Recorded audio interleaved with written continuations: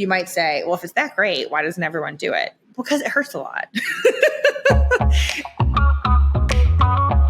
Hey, everybody. Today we're going to talk about the emotions of sex. So this is going to include the general emotional roller coaster that some of us are on in relationships, dating, sexual situations.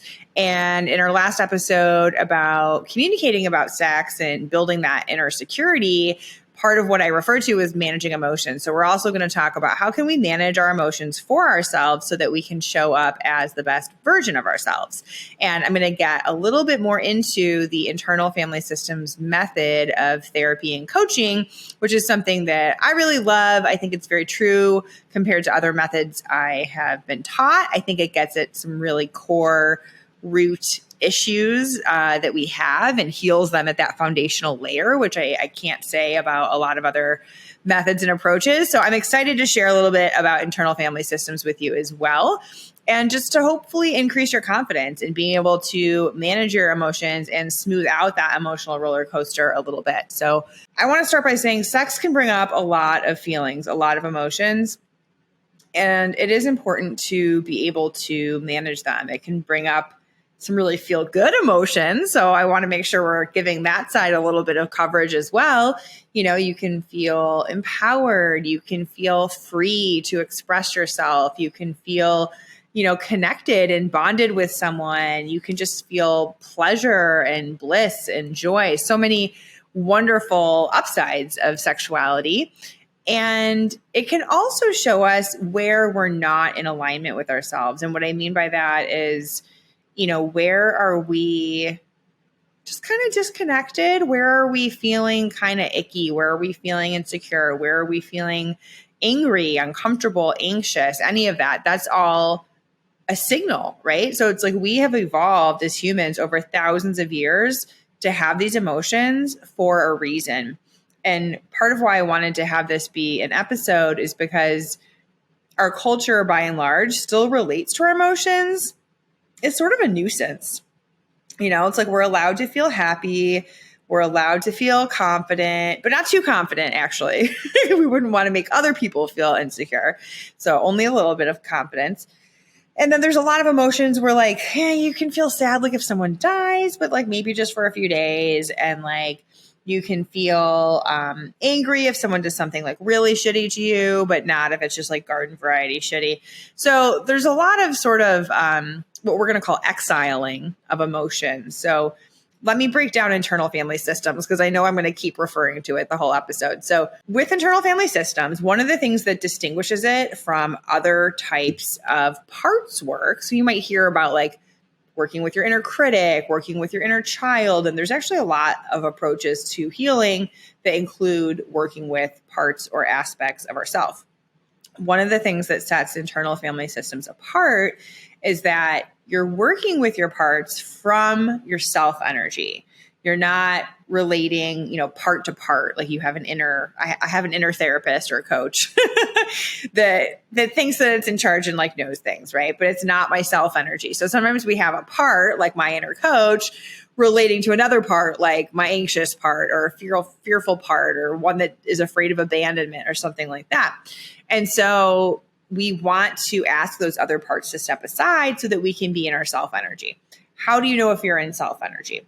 I will explain. So you might feel a sense of calm. You feel a sense of connectedness, which is really cool and interesting because that sense of connectedness does not come from connections with other people per se, or it's not conditional on those connections with other people going a certain way. It's this very unconditional connectedness feeling that can come from within you, which is very cool and very important in terms of relationships and sexuality. So you might feel those ways. You might feel curious, creative. So in internal family systems, they have 8 C words. I'm not going to remember all of them on the spot, but I've given you a bunch. But there's also qualities like playfulness. There's also qualities like feeling intuitive. There's also an important distinction in terms of being versus doing. So the self energy tends to be more of a being state. I'm actually currently in Hawaii at an Eckhart Tolle retreat, which I'll be going to in the afternoon. And the name of the retreat is The Depths of Being. And so he started talking to us last night about how we all have plenty of doing in our life, right? And so as human beings, the human part often involves a lot of doing, but the being part is something that we're often not as strong with. And so getting in that state of being. So our self energy is already quite masterful at being. Self energy also has a lot of clarity, which is pretty cool. So even though it's not super action oriented, it kind of has this clear vision for making decisions in your life and deciding which direction to head in, which is really cool. Once we get into that self energy, then we can relate to our parts that are getting triggered or feeling reactive. And you can think of it as like an internal parenting, which is pretty cool. We can be an internal parent to ourselves, and we can feel love towards those parts of ourselves. So a big part of this is befriending our parts. And there's 3 different types of parts in internal family systems. So we have our Manger parts, and those are ones that are, emotionally proactive. They're kind of like, let's seek out any potential threat, nip it in the bud before it even happens, and make sure everything stays smooth, make sure we're not getting triggered if we can help it, and we're staying in like a good place and enjoying our lives, right? So you can probably see why those parts are necessary. And I do want to be clear about that. We're not trying to get rid of any parts in this whole process. We're trying to support the parts, help the parts, understand the parts. It's very much not a forceful approach. It's very much respecting the way the parts are and the way that they're organized as a system with each other. And then we also have firefighter parts. So the firefighter parts, I think, get a really bad rap, and you'll understand why in a moment. So the firefighter parts are more reactive. So this would be something like any kind of vice, whether it's, overeating, over drinking, smoking a bunch of weed, being compulsive about sex, anything like that. It's also just a general avoidance. So if you're kind of like, no, thank you, don't really want to feel that feeling so much, that's a firefighter part. Or like, I'm going to bury my head in the sand. That's a firefighter part. And I kind of think of it as like, we have a house, right? The house gets a little wastebasket fire, a little small fire. And it's like, alert, alert. We're feeling some feelings we don't want to feel. And so the firefighters come in with their fire hoses, and they're like, oh no, we have to get the fire out so the building doesn't burn down. We don't want anyone to die in the building. Like, we got to put this out no matter what. And so they do, right? So the fire is put out, but then there's collateral damage. It's like, oh, all the furniture got wet. Oops. Oh, we have a mold issue now. That's a problem. So we got to replace all the furniture. Got to get some mold remediation done to be able to really safely inhabit this house. So that's kind of why firefighters get a bad rap, because of the collateral damage that their approach or methods result in. And then the last category of parts is an interesting one. So they're not really trying to protect us so much or serve that kind of role. They're the exile parts. And so we actually banish them to like the dark basement corner of our psyche. And then we actually layer in the managers and the firefighters to keep them away, because we're kind of like, these are terrible. We don't want to ever feel them. And there tend to be things like shame, feeling not good enough, feeling unlovable, unworthy. It could also be a sense of feeling too vulnerable to the point of feeling unsafe. And so those are all banished. So even though these parts are like quote unquote banished, they're in a way kind of creating the whole structure of our internal system, because our other parts spend so much of their time and energy keeping the exiles at bay. Why this is relevant to sex is that sex can bring up a lot of feelings. Sex can bring up shame. Sex can bring up feeling not good enough, right? So it can tap into those exiled parts and then kind of set the whole system on fire a little bit, right? So this might come up. I've worked with clients where they were worried that their sexual interests weren't okay or healthy, or their sexual behavior wasn't okay or healthy. And I think the way society is set up, there's a pretty narrow vision societally of what's okay sexually and what's not okay. And so anything that we're kind of like, I don't know if this is a socially acceptable part of me when it comes to sex, we just try and like exile it, right? Like that's how our exiles get exiled, is like we get the message from our family or from religion or from school or from the government or just from the culture at large that like this is not an okay part of ourselves. And so we banish it. And then we kind of wonder, like, is this part of me okay? Like, I don't know, like, who could I even talk to about this? And that's, where sex therapy comes in. I'm here for it. I'm not going to judge you. But, we can also experience confusion. We can even experience ambivalence. And that's an interesting one when it comes to parts, because we might have one part that's like, ooh, I want to do all the like kinky, freaky BDSM stuff. And then we might have another part that's like, oh, who would I even be? Like, that's not the identity I want to have. I want to be like a romantic, loving, sensual person. And this doesn't fit with this. So like our beliefs come up and they conflict with each other. And then we're kind of like, how do we work with that? How do we move forward and feel like we've kind of integrated all the parts? And so a lot of that comes from listening to the parts. And we do that by tuning into our bodies and noticing, where the part is in our body. So one example I like to give for this is anxiety. We've all experienced anxiety at some point. And typically when I have clients kind of tune into their bodies and see like, where is that anxiety, it might feel, I would say, is most often in the throat or in the chest.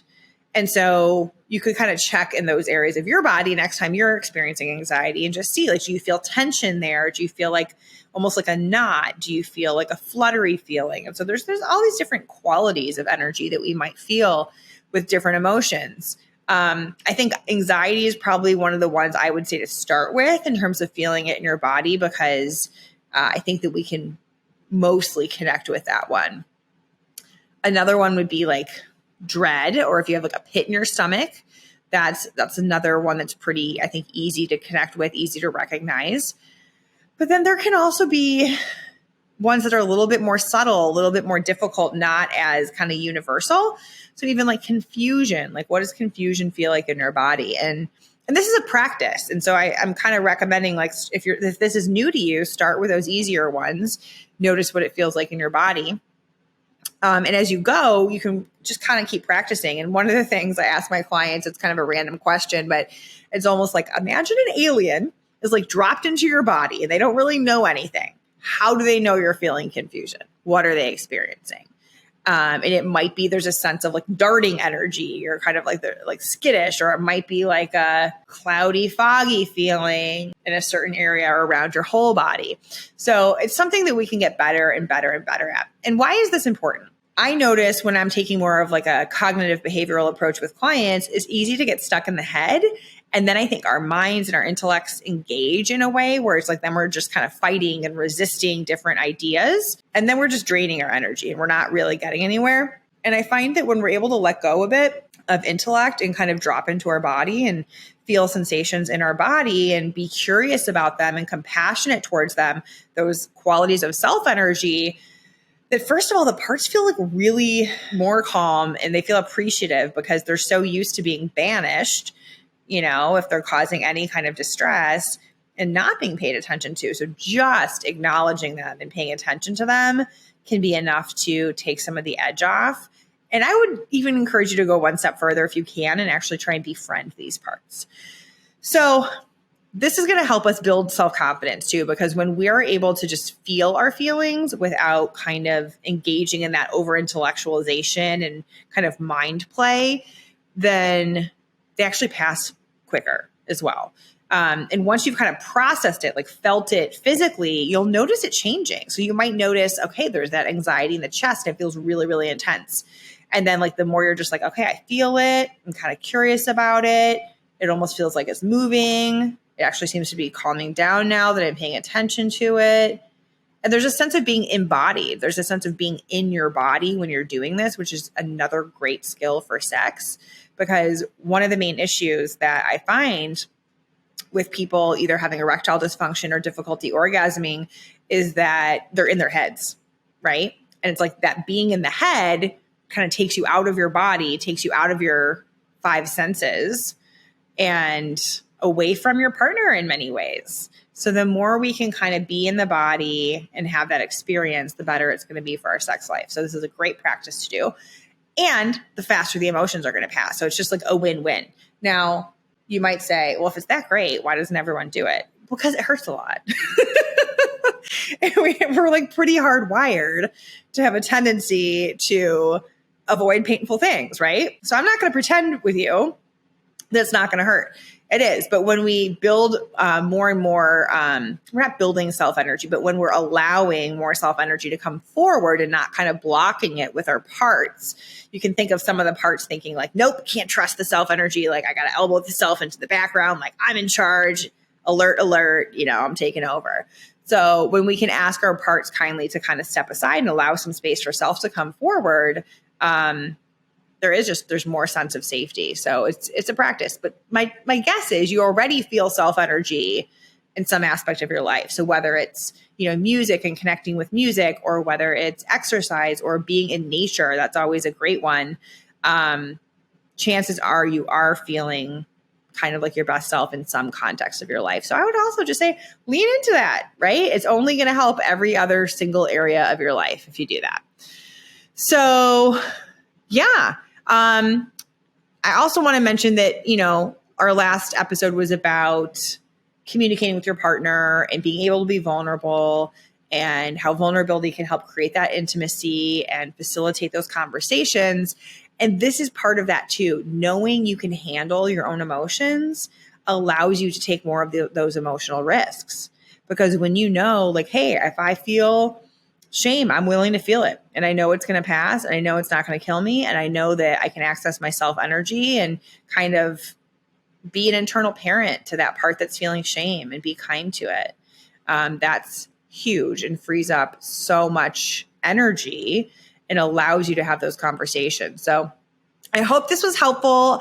Definitely, if this resonated, share it with your partner, because then you're both on the same page with learning how to feel your feelings. One of the things I love working with couples is that, creating a shared language, creating kind of a shared foundation really helps facilitate conversations. If you're single, share this with a friend, support each other on your journey and feeling your feelings and building that self-confidence and emotional intelligence. And it's only going to help all of your relationships be better. So thanks everyone for joining today.